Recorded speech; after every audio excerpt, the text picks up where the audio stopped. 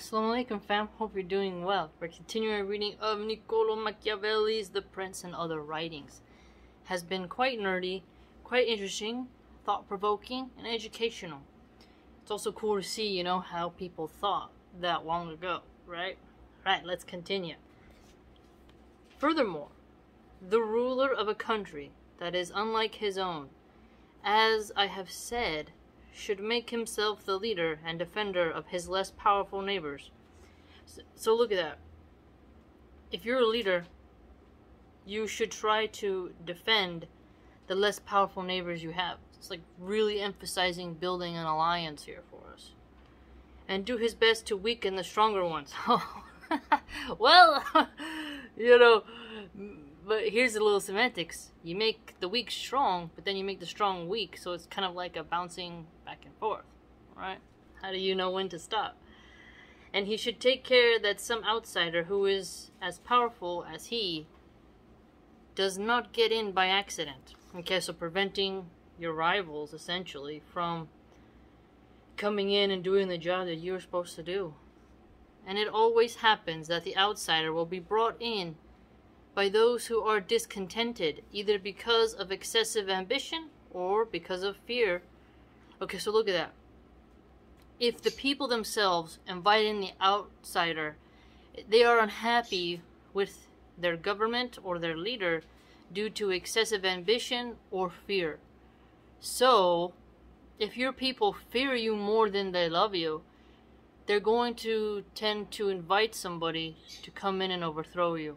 So, if there's a faction, remember how he said to live in the place that you're not checking on that really rivals up the people for legitimate reasons or wrong reasons, you're going to have some problems. So, I wonder about this for my own country, right? You wonder. As was seen when the Aetolians brought the Romans into Greece. And no matter what country the Romans entered, it was always at the request of the inhabitants. The general rule is that as soon as a powerful outsider enters a country, all the less powerful inhabitants become his adherents, moved by the hatred they bear towards the person who used to rule them. This is something that was written about in Bernal Diaz's Conquest of New Spain, concerning how the tribes sided with Hernan Cortez against the Aztecs because of the way that some of the Aztecs rulers treated them and didn't share their salt. He has a point, I've read about this. So that with respect to the less powerful people, he will not have to put up with any trouble whatever in winning them over, for they will instantly all become part of the state that he acquired there. He has merely to be careful that they do not acquire too much strength and authority. Then he can easily, with his own forces and with the favor of the people, put down those who are powerful. So, once you get in, they're weak, they support you overthrowing him, and you just have to make sure they don't get too powerful themselves in order to rival your power. So that he will become, in everything, the arbiter of that country. So, full control, arbiter, everything is under his dominion and his territory. And he who does not govern well in this way will soon lose what he has acquired. And while he holds it, will meet with countless difficulties and annoyances. Annoyances, right? That's a good point. Yeah, rulers definitely have to encounter some of that annoyingness. So, he doesn't watch out. He's not checking on who's powerful and who's not. Making sure that the people that he's ruling are not inviting in some competition. He can lose his territory. I mean, sounds pretty sane. The Romans always followed these procedures in the countries they seized. They sent in colonies, provided for the less powerful without increasing their strength, put down the powerful, and did not allow powerful foreigners to gain prestige there. I will let the country of Greece alone suffice as an example. The Romans provided for the Aeacians and the Aetolians, put down the kingdom of the Macedonians, and drove out Antiochus. Wow, look at that. So, colonize, help the weak, and then destroy and annihilate the powerful. and don't allow any foreign interventions to rival with you in your competition of rulership. They did not allow the merits of the Achaeans or the Aetolians to gain them any increase of territory, nor did the blandishments of Philip of Macedon, induce them to be his friends, until they had first humbled him. Nor could the power of Antiochus make them consent to his having a state in that country. For in these instances the Romans did what all wise princes should do. They have to look not only to the present dangers, but also to future ones. So definitely, it's like a constant awareness of looking for potential issues. It's not just sitting down and ruling and being extravagant. You have to systematically always be trying to detect something and make every effort to forestall them. So yeah, a good leader is aware. Remember when we were reading the Federalist Papers, kind of explained how the government was supposed to have honest actors who would guard the people's liberty and preserve their values from slow encroachment, right? So he has a point here, that you should forestall the dangers and you should be looking for them and finding a way to get rid of them.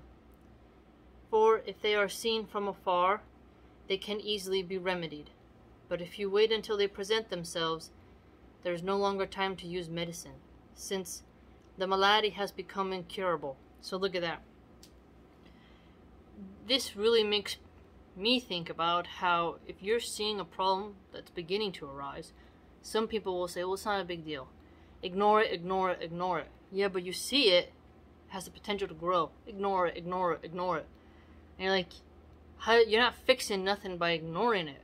It's not going to just blow away. It might, but chances are it will grow into something bigger. And when it grows into something bigger and it's right at your door, then it's too late, right? So that can be applied to a lot as well as ruling, right? I think he has a good point here. What doctors say about consumption applies here. At the beginning, the disease is easy to cure but difficult to diagnose. That's a good point. So, yeah, cancer patients complain about this a lot, right? Late diagnosis or being misdiagnosed. But in the course of time, when it was not diagnosed at first and treated, it becomes easy to diagnose but difficult to cure. Yes, that's the paradox of life, right? Thus, it happens in the affairs of state. If the evils that are developing are diagnosed from afar, which only the prudent man can do, they are quickly cured. But when they have not been diagnosed and are allowed to grow so that everyone recognizes them, then there is no longer any remedy for them. See, this is interesting because you'll have people who will call, right? And say, there's this issue here in our country rising, we need to fix it. And then people will say, that's a conspiracy, this is that. They'll try to always minimize it. But the smart person says, this has the potential to become a bigger issue. We should do something about it, right? We should look at it and try to fix it as a malady before it turns into a cancer and spreads further, hurting the union body of the country, right? But some people will say, ignore it, ignore it, ignore it. In any community, if there is a problem arising and people aren't doing their best to systematically deal with it, it gets bigger, gains ground, and then it's harder to get rid of once it's taken hold. So I definitely agree with him. That concept in his example can apply in many ways.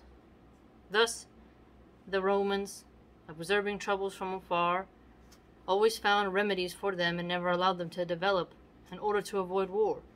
So, observing troubles from afar. What does a bird do when it flies? It has a high perception, can see from afar, right? It can detect something that's going on. So, the symbolism of them using a bird of flight, it's essentially a good symbolic reference to be aware, have the eagle eye, to be searching constantly. As the eagle soars, it looks for a snake, a rat, something like that. Even Mexico's flag has the, can't remember if it's a golden eagle or a hawk. Definitely not a falcon. But it's eating a snake. So the snake's in the grass, and it's eating it. So it's really symbolic of being aware, snatching something before it gets worse, right? For they knew that war does not go away, but it is merely deferred to the advantage of others. That is a good, brilliant point. The war doesn't go away, it just gets deferred. So if someone's coming to battle you, let's say in the realm of ideas, right? Someone's coming to you in the realm of ideas, and you're always saying, ignore, ignore, ignore. They grow and expand, and you say, ignore, ignore, ignore. You coddling people, not preparing them, gives the other the advantage because you're running away, turning on your heels, right? So here, this war aspect is, you can think of cyber war, economic war, ground wars, all kinds of aspects of just warfare in general. He has a very good point here.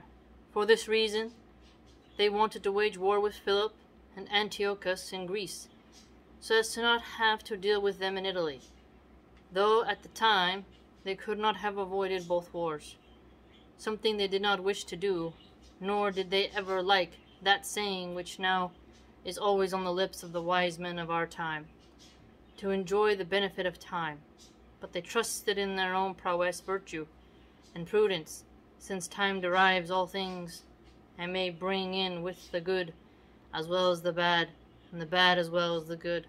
So enjoy the benefit of time. Deferring. Everything's fine now, defer. And then something can get worse or something can get better, but it can bring both as well. Very wise words for us here. But let us return to France and examine whether she did any the things just mentioned. And I shall speak not of Charles, but of Louis, since his mode of proceeding has better observed, because he has held territory in Italy for a longer time, and you will see how he did the opposite of those things which must be done to hold on to a state in a foreign country. Okay, so holding on to a state in a foreign country. Not an easy task, as he showed us, as he spoke about, right? King Louis was brought into Italy by the ambition of the Venetians. So let's keep that in mind, the Venetians, who wished by his coming to gain half of Lombardy. I will not blame the king for the action he took, because wishing to get an initial foothold in Italy, not having friends in this country. On the contrary, the conduct of King Charles had caused all doors to be locked against him. I like the way he worded that. Well, he wanted a foothold, but all doors to be locked, no friendship. So, Naples, Milan, Florence, Lombardy, Rome, people forget how much, like, chaos went on in Italy, man. Today, you look at Italy and you're like, they got just this fashion capital, but I mean, jeez. What was they doing at this time, Just crazy. So what do you think so far? Philip and Antiochus of Greece. Not relying on virtue too much, virtue as in prowess and prudence on the battlefield. Don't defer. You need to deal with something so you can quickly cure it, instead of letting it become bigger than what it needs to be. Highly informative.